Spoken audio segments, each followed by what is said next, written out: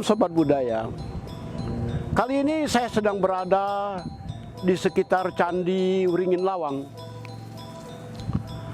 suatu monumen sejarah yang sudah ada sejak sekian ratus tahun yang lalu.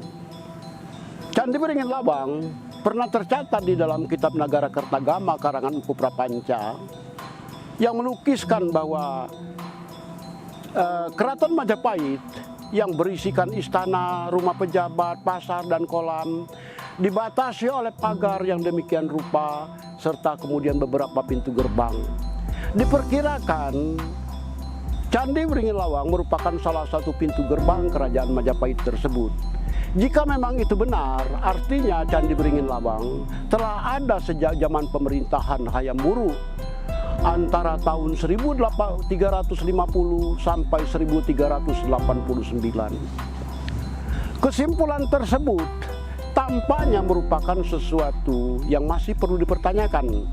Akan tetapi kenyataan kita bisa melihat bahwa candi ini menampakkan ketuaan, menampakkan sejelasnya bahwa candi ini adalah peninggalan kerajaan Majapahit. Tentu kita lihat keadaan sekarang sudah jauh berbeda dengan puluhan tahun yang lalu. Sekarang kita bisa melihat candi ini dihiasi dengan taman yang hijau demikian rupa. Dan kemudian di belakang sana hasil pemugaran antara tahun 1990 hingga 1995 menyebabkan pemerintah memandang candi ini sebagai suatu monumen yang patut diindahkan dan bermanfaat bagi masyarakat banyak. Sehinggalah kita tidak heran apabila dalam pemugaran tersebut ada 1.100 makam di belakang sana yang dipindahkan ke tempat lain karena daerah ini direnovasi. Candi Wringin Lawang berbentuk candi bentar, artinya candi yang terbelah. Itu suatu ciri khas dari pintu gerbang kerajaan Majapahit.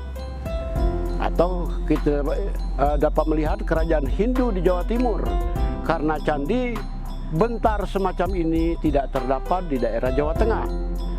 Hanya ada di Jawa Timur dan merupakan satu bentuk, satu ikon yang kemudian menjadi dasar pemerintah Kota Mojokerto membuat pintu gerbang di mana-mana. Candi Wringin Lawang dinamakan Candi Wringin Lawang karena di sini dulu terdapat beringin. Nah, itu masih ada beringinnya yang besar sekali, yang sekarang sudah tidak ada, itu anaknya. Dan dari sanalah kita dapat mendapatkan nama Candi Wringin Lawang.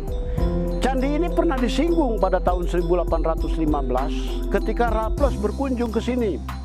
Antara tahun 1811 sampai 1511, di masa kekuasaannya, Letnan Gubernur Jenderal Inggris Thomas Stamford Raffles pernah datang ke sini dan menamakannya Gapura Jatipasar. Karena memang daerah ini terdapat di desa Jatipasar, Kecamatan Trawulan. Dan untuk menunjukkan kekhasannya dinamakan Gapura Jatipasar. Tentu saja Candi Wringin Lawang sebagai salah satu pintu gerbang, dia ada beserta juga pagar. Kita dapat melihat pagarnya masih ada bekas pagar tersebut yang ada di sana, terus ke sana yang sekarang sudah tidak kelihatan lagi, sudah roboh. Dan dari sebelah sana juga langsung ke sebelah sana ratusan meter. Dan konon kabarnya pondasi dari pagar tersebut masih ada pada beberapa tempat. Dan ini menandakan sejelasnya bahwa memang Candi Wringin Lawang di masa lampau memegang peranan penting sebagai salah satu pintu gerbang. Apakah pintu gerbang kerajaan Majapahit tersebut? Wallahu alam, kita tidak tahu. Karena hingga saat ini istana kerajaan Majapahit tersebut tak pernah kita temukan. Sekarang candi ini demikian cantik hasil pemugaran tadi seperti saya katakan antara 1990 sampai 1995. Sebelum dipugar tahun 1990, yang di sebelah kiri itu tingginya cuma 7,5 meter. Sedangkan di sebelah kanan tingginya 13 meter 70 cm.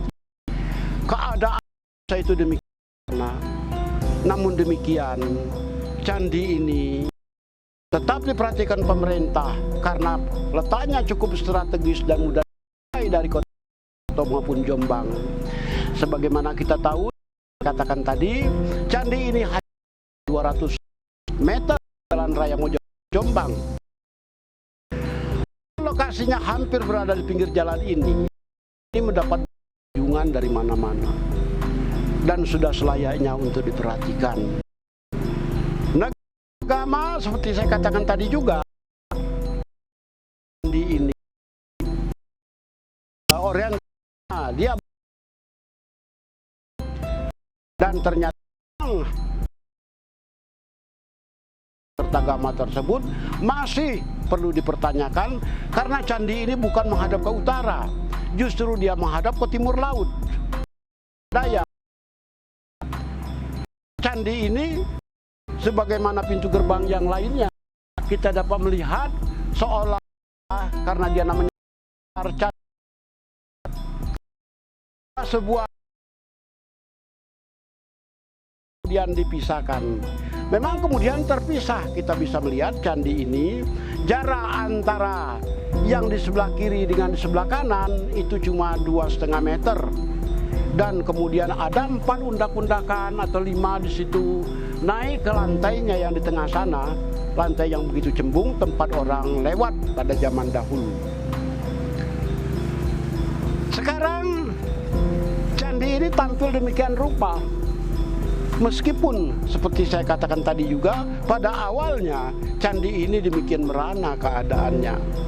Banyak yang telah berkunjung ke tempat ini, banyak yang sudah memperhatikannya, tak kurang daripada Raden Adipati Aryo Kromojoyo Adinegoro turut prihatin atas candi ini pada awalnya, sehingga lama-kelamaan pemerintah pun pada waktu itu Oudheid Kundig di Dayans yang dibentuk 1914, Dinas Purbakala Belanda mencoba untuk melestarikannya dengan memugar pada beberapa bagiannya.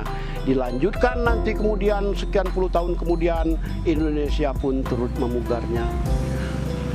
Candi Beringin Lawang tetap dapat kita lihat keasliannya, karena sesungguhnya suatu candi dapat kita katakan sah pemugarannya apabila penambahan batunya tak lebih dari 40%. Dan mudah-mudahan insya Allah kita bisa melihat penambahannya pun kurang dari 40%, dan yang jelas candi ini masih tetap dalam ketinggiannya seperti semula 13 meter 70 cm.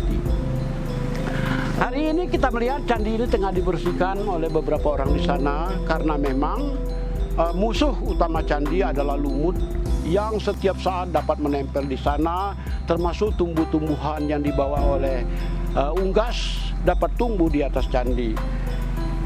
Tumbuh-tumbuhan tadi dapat mengancam candi, batu-batunya menjadi keropos sehingga lama-kelamaan candi tersebut dapat menjadi rusak. Perhatian secara intensif dari pemerintah patut kita syukuri dengan adanya perawatan seperti ini. Sekarang kita sedang berada di sisi tenggara candi. Kita dapat melihat dengan jelas ini adalah bekas sambungan pagar yang dari sini dulu terus ke sana. Demikian juga pada sisi sebaliknya di sebelah sana. Candi ini dimakan usia selama ratusan tahun. Mau tak mau, kerusakan dapat terjadi, dapat gangguan dari alam dan terutama juga dari manusia. Karena batu-batu candi pun berabad-abad selalu diambil oleh masyarakat yang tidak mengerti bahwa ini adalah bangunan sejarah. Candi Beringin Lawang sudah bertahan selama lebih kurang 700 tahun. Menghadirkan kenangan, menghadirkan kebanggaan pada generasi di masa kini. Oleh karena itu, mari tetap kita lestarikan sejarah, agar candi peninggalan sejarah semacam ini tetap lestari meski dihempas oleh zaman. Zaman yang tengah bergerak maju, roda zaman ternyata tidak mampu menggilas kenangan-kenangan tadi. Akan tetapi, mari kita lestarikan kenangan-kenangan kejayaan Indonesia di masa lampau. Dengan adanya Candi Beringin Lawang, kita dapat melihat kembali masa lampau bangsa ini adalah masa lampau yang jaya, masa lampau yang sebenarnya dapat kita banggakan.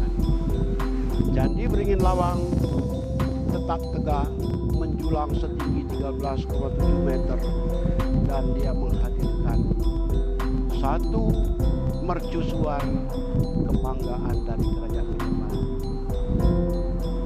Terima kasih.